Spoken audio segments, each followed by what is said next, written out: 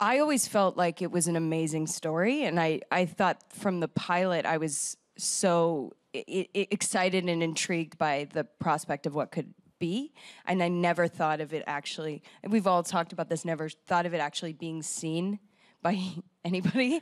You know, you do a lot of exactly. And then so when we got a response from specifically from Clone Club, like from this community that kind of rallied behind the show and became friends internationally and have met up and did cosplay and all of that stuff. I mean, you don't expect that. I don't think ever as an actor going into something, you're just sort of happy to have a job that you love, you know, and then to have that kind of reaction. I never predicted that. Yeah, I think sometimes there's so many forces at play as well. Like, I mean, just having a good show and having good performances and having a great cast is not a determining factor in whether or not the show has a life beyond the first season.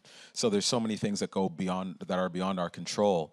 But the fact that once again that Clone Club did glom onto it as much as they did, and the fact that our producers believed in the show enough to greenlight us for a second, third, fourth, fifth season is something that went well beyond, I think, anybody's wildest dreams. Do you guys also ever feel like the fact that we were shooting it in the winter in Canada made it feel like it was, I don't know, there was something a bit of a dream? desolate. Yeah, like we were. It was just like in a vacuum, and we were. Yeah. It was just never gonna come out.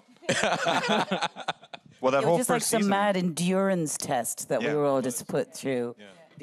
we just kept calling it our weird little show in the first season, and it's always been our weird little show, but like just with more people watching it. But we knew there was something special there. Like, we were working on it. Mm-hmm. We just didn't know how it was going to be received, but we're like, there's something here. This feels different than most sets. And also just wondering the logistics, how in the world, directorially, technically, the logistics of the clone scenes were going to work. Yeah. I'd never even heard of a techno dolly. I have nightmares about them now. Once it just stopped working. I was like... Once?